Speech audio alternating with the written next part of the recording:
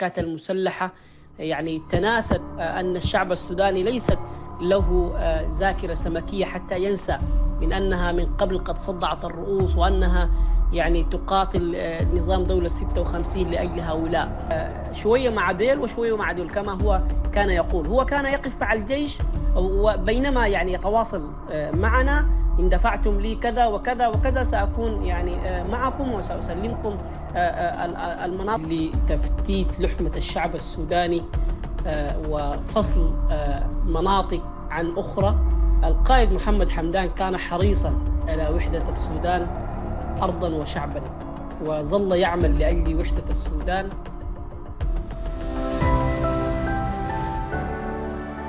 أهلا ومرحبا بكم مستمعينا الأكارم في كل مكان. أسعد الله أوقاتكم بكل خير. أسبوع جديد وحلقة جديدة من آخر محطة. ضيفي لهذا الأسبوع هو المحلل السياسي والكاتب الصحفي والإعلامي دكتور جدو طلب. مرحبا بك دكتور جدو طلب. يا الله يا سائر، أكسر قيود الخوف، أطلع على الشارع، خط اليقين في الجوف، واهتف مع الأحرار. أصل الهتاف معروف، تسقط حكومة الذل، شمس الخلاص شرقت كل الجموع، مرقت أولاد وطن واحد سوار على أرضه، مكتوب في عيوننا نار النضال، برقت سوداني وما هماني، كل البلد إخواني. تحية طيبة أستاذة سارة، وتحية طيبة لجماهير الشعب السوداني، جماهير برنامج آخر محطة. أسعد جدا أن أكون ضيف خفيف الظل عليكم، ونسأل الله سبحانه وتعالى التوفيق والسداد، ولبلادنا الأمن والاستقرار. أرحب بك مرة أخرى دكتور جدو طلب بالحديث عن الحركات المسلحة. عندما اندلعت الحرب الأهلية في دارفور في العام 2003 كانت هنالك 3 حركات رئيسية فقط، ولكن هذه الحركات سرعان ما بدأت في التشظي والتكاثر. برأيك ما هي الأسباب الجوهرية التي أدت إلى كل هذه الانقسامات؟ في تقدير الحركات المسلحة هي يعني في تعريف لها هي مجموعات خارجة عن القانون، مجموعات خرجت طوال الفترات الماضية. الجميع كان يحسب أنها لها مشروع نضالي، أو هي قوة ثورية تناضل لأجل القلابة ولأجل المهمشين ولأجل ضحايا الطيران وضحايا نظام الثلاثين من يونيو. لكن اتضح جليا من 2006 أن هذه الحركات هي حركات عنصرية، حركات تتبع لعشائر معينة، حركات تخدم فقط خطها ولونيتها، وما عندها أي مشروع أو هدف استراتيجي مستقبلي. بالتالي الذي سارع في انبثاق هذه الحركات هو أنها تكوين عشائري، آل فلان وآل فلان. بالتالي كل الجنود فيها، كل من استشعر القوة في نفسه يؤسس من آل بيته حركة، كحركة مناوي وكحركة جبريل إبراهيم. يعني هي حركات معروفة تتبع لأسر معينة. بالتالي كل الجنود القبش الذين ينتمون إليها هم يعني الآن هم أيضا ضحايا.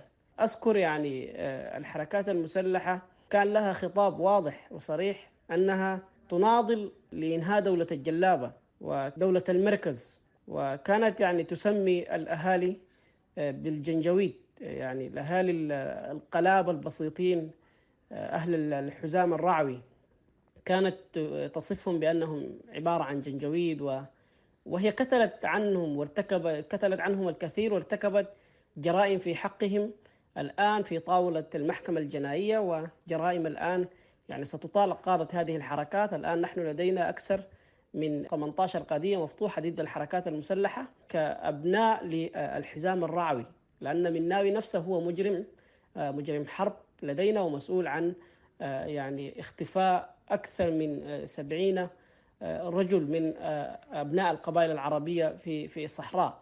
جرائم الحركات المسلحة يعني إن أردنا أن يعني نتحدث فيها تحتاج إلى سنين عجاف، يعني لأن جرائمها طالت كل السودانيين، والآن هي يعني تستمر في حربها ضد الشعب السوداني، وتساند الفلول لا لأجل الكرامة يعني، سارة، هذه هي الحقيقة.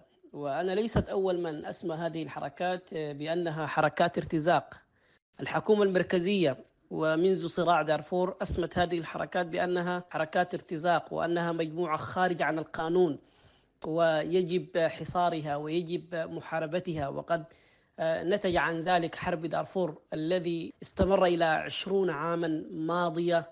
نتج عنه معسكرات النزوح التي يعني صدعت رؤوسنا بها هذه الحركات المسلحة، وهي تقول أن لها مشروع نضالي ثورجي، وأنها تقاتل جيش الجلابة كما أسمته هي، من أجل حقوق الضحايا، من أجل حقوق النازحين. وهناك أكثر من 10 ملايين نازح الآن في دول غرب أفريقيا. الحركات المسلحة يعني تناست أن الشعب السوداني ليست له ذاكرة سمكية حتى ينسى من أنها من قبل قد صدعت الرؤوس، وأنها يعني تقاتل نظام دولة 56 لأجل هؤلاء الآن نستهم الحركات المسلحة، وسرعان ما رجعت وارتمت في حضن الجلاد والذين كانت تنعتهم هم بهذا الوصف. عادت اليوم لتجدد ميثاق العبودية، رجعت اليوم لتصطف مع دولة 56 ومع نظام الإخوان المسلمين الذي عاص في الأرض فسادا.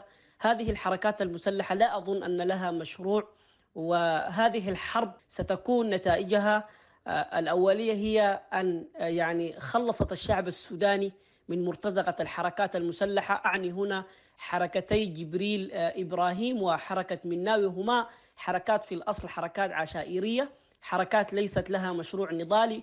حركات الآن كل قادتها العليا هم من خشوم بيوت معينة، بينما الجنود هم مرتزقة أتوا بهم من دول معروفة.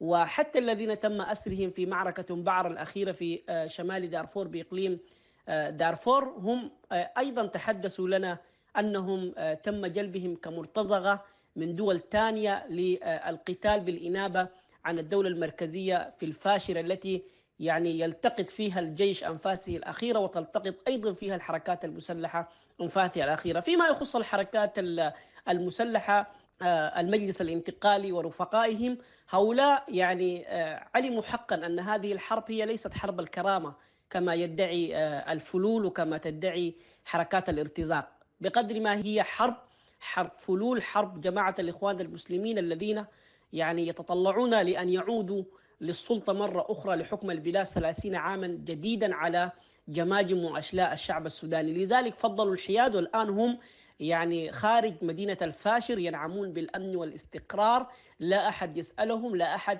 يعني يسيء إليهم، ونعتبرهم هم يعني أهل هذا المشروع الثورجي، وهم ثوار حقيقيين. بينما حركات جبريل إبراهيم وحركة مناوي نظل يعني نكرر أنها حركات ارتزاق، وأنها مجموعات عشائرية رأسمالية، والآن تريد أن تحول مع الاستخبارات العسكرية الصراع العسكري عسكري إلى حرب أهلية، لكن لن تفلح في ذلك، لأن وعي أهل دارفور يعني استطاع أن يفوت عنها الفرصة، واستطاع أن يفوت عن النظام المركزي هذه الفرصة. بالتالي كل من يقف خلف الفلول هو مرتزق، وبإذن الله تعالى يعني لن تقم لهم قائمة بعد اليوم، لا في الفاشل ولا في السودان عامة، والسودان ستصبح حرة أبية شاء من شاء وأبى من أبى. إذا دكتور جدو طلب، أنت تقول أن الحركات المسلحة وتحديدا حركتي مني وجبريل هما في ظاهرهما حركات تدعي أو تقول أنها ذات مطالب وأنها حركات نضالية وما إلى ذلك، ولكن في باطنها تدثرت بدثار قبلي وعنصري ثقيل، وأيضا امتهنت الارتزاق والتنكيل بأبناء الشعب السوداني تحديدا في دارفور. طيب في أعقاب الحرب بين الجيش والدعم السريع حدثت خلافات كبيرة أيضا أوساط الحركات المسلحة عموما، وانقسمت بين مؤيد للدعم السريع ومحايد، وآخر قرر أن يغرد خارج السرب وأعلن موالاته للجيش السوداني. السؤال: كيف أسهمت هذه الانقسامات في تعقيد مسألة تحرير الفاشر؟ مناوي هذا يعني هو أبى الارتزاق. مناوي هذا ظل يراوغ ما بين الجيش والدعم السريع، قضى حياته كلها متسولا، شوية مع ديل وشوية مع ديل كما هو كان يقول. هو كان يقف مع الجيش، وبينما يعني يتواصل معنا: إن دفعتم لي كذا وكذا وكذا سأكون يعني معكم وسأسلمكم المناطق التي تنتشر فيها قواتي. لكننا ظللنا وعلى الدوام نريد له أن هذه الحرب هي حرب الشعب السوداني.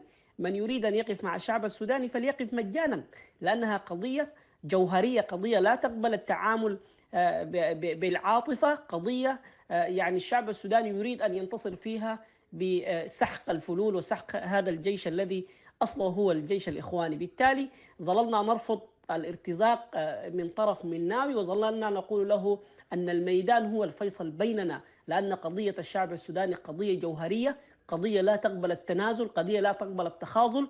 ونحن حتى الآن في موقفنا مناوي سنواجهه في الميدان كما قلنا وسنقول مجددا: حديد يلاقي حديد، وكما قالوا هم: كدمول يلاقي كدمول، أو كما تقول الدولة المدرسية: عبدا يلاقي عبدا.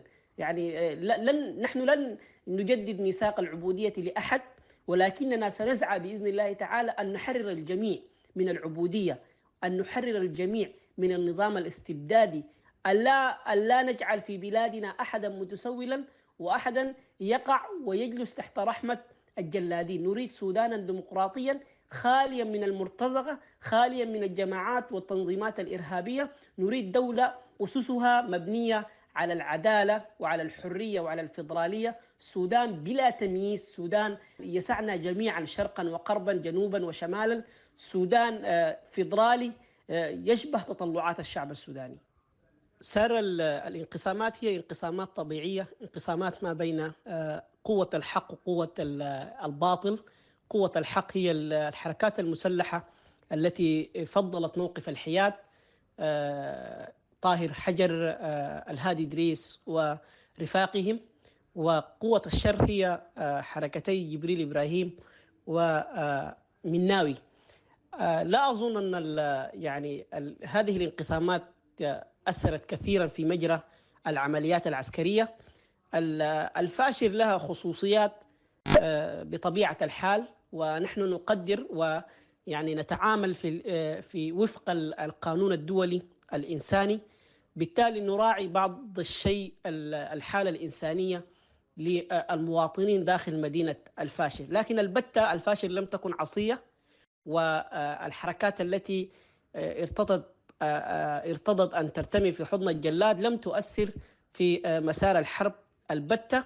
ولكن الفاشر ما تبقى فيها هي مسألة وقت، سويعات قليلة، وستصبح الفاشر بإذن الله تعالى وبعزيمة الأبطال وبعزيمة الأشاوس الأبطال حرة، أبية، خالية من دنس الفلول وخالية من دنس الارتزاق. الفاشر ستكون وستعود لحضن الوطن السودان، الوطن الواحد.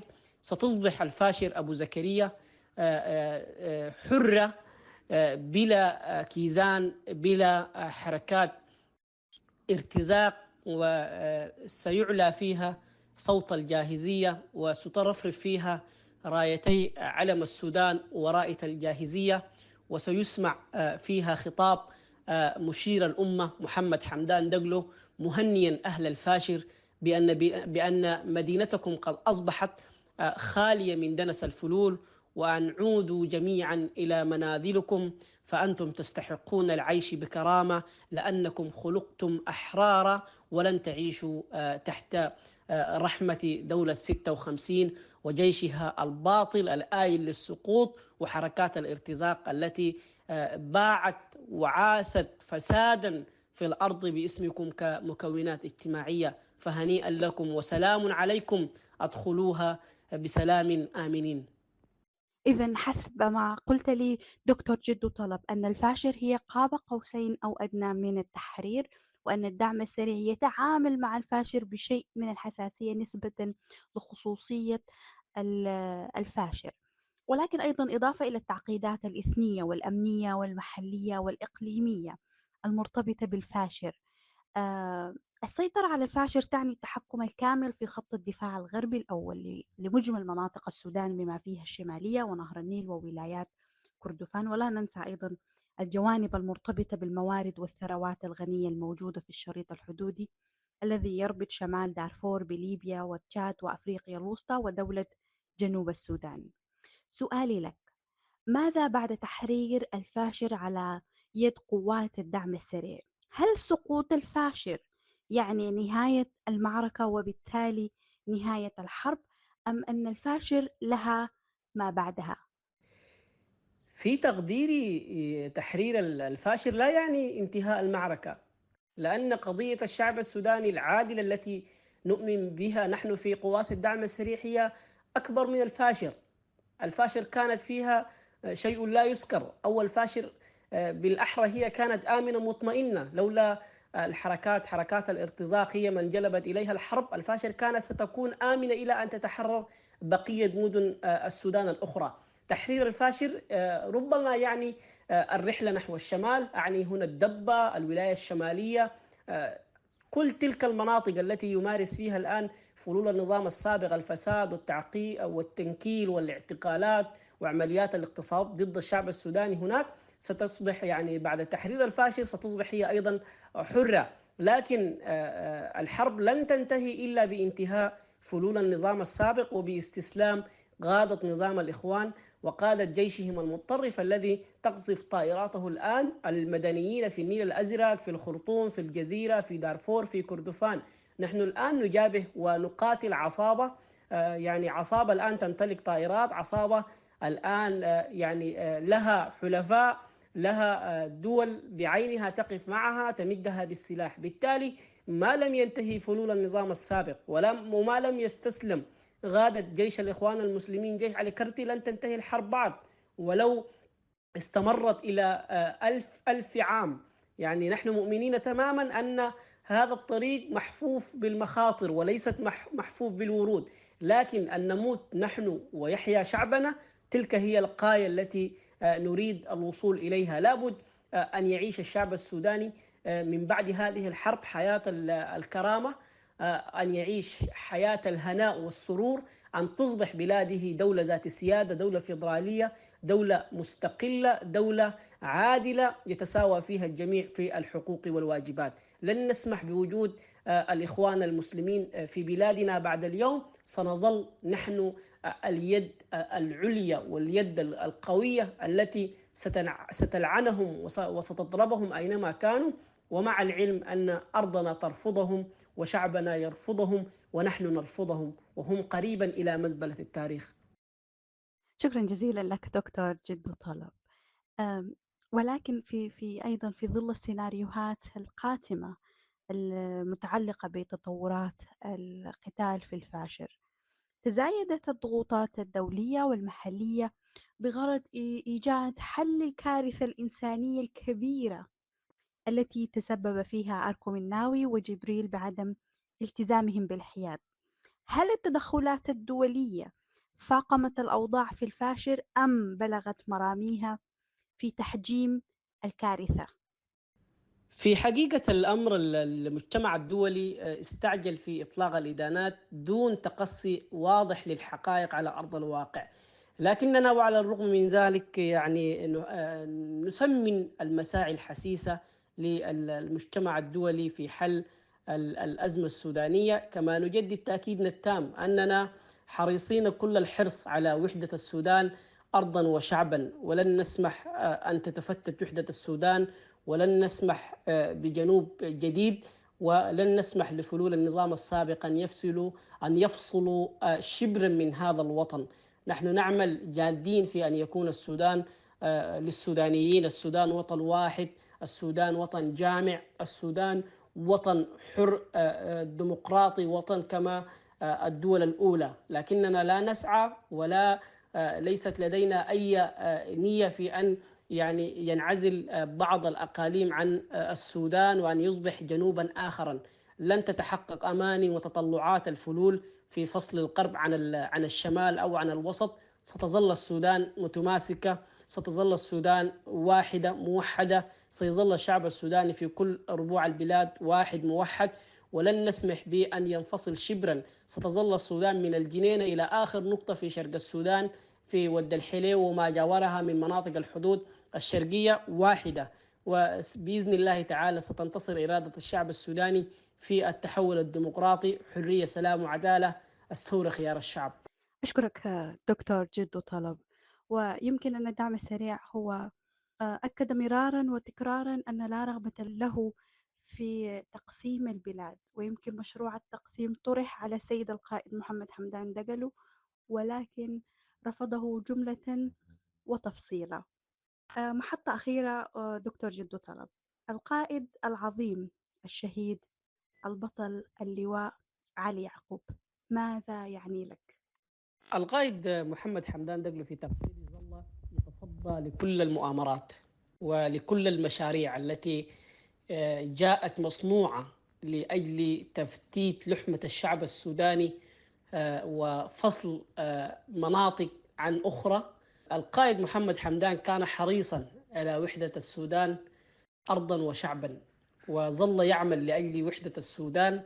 ولو عدنا للوراء إلى خطاباته التاريخية نجد أنه الرجل الصادق الأمين الأحرص على وحدة أراضي السودان وتوحيد كلمة شعبه في أن يكون السودان وطنا آمنا مستقرا، وطنا واحدا. الجنرال علي يعقوب رسول الشهداء عليه رحمة الله يعني لي الكثير، هو الأب الروحي لي ولكل الأشاوس، وهو الرجل الصادق الأمين الذي عهدناه دوما رجل بر، رجل إحسان، رجل للمصالحات الأهلية. ظل يعني يعقد المصالحات الأهلية لحظة تلو الأخرى في كل مدن وبقاع السودان المختلفة. استطاع أن يصلح ما أخربته أيادي الفاسدين من الاستخبارات العسكرية. كل المشكلات التي كان يصنعها الاستخبارات العسكرية ضد المكونات الأهلية في دارفور والنيل الأزرق ومدينة بورسودان تمت خياطتها بالحرير على أيدي رسول الشهداء الجنرال علي يعقوب. الجنرال علي يعقوب ما كان قائدا فحسب، كان صديقا وكان رفيقا وكان جنديا أشوسا مقاتلا. القائد علي يعقوب رجلا لن يتكرر بعد. القائد علي يعقوب شهدناه في معارك الفاشر تقدما الصفوف، وقد نال الشهادة وهو مضروبا من الأمام، لم يضرب من الخلف كما قال من قبل. نحن ما عندنا زول بينضرب من الخلف. فعلا كل الشهداء الذين لبوا نداء هذا الوطن تم ضربهم من الأمام لأنهم يواجهون عدوهم عنوة واقتدارا. القائد علي يعقوب أب روحي وصديق جميل لكل أشاوس قوات الدعم السريع. برحيله فقدت قوات الدعم السريع رجلا ذو حكمة، رجلا يعني قل أن تجد في مثل هذا الزمان رجلا مثله. مدينة زالنجي فقدت حكيما وفقدت أبا روحيا، هو رجل البر والإحسان لكل الضعفاء ولكل المستضعفين في مدينة زالنجي. بيوته كانت مفتحة الأبواب لكل من طرقها. بيته كان قبلة للمساكين ولعابري السبيل.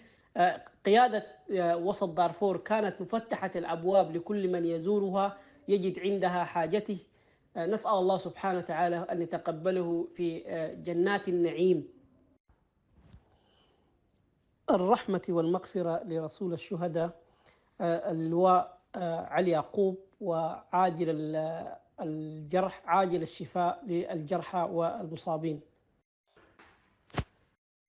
شكرا جميلا سارة، شكرا جميلا أسرة برنامج آخر محطة على المساحة الطيبة. شكرا جميلا الشعب السوداني على الاستماع.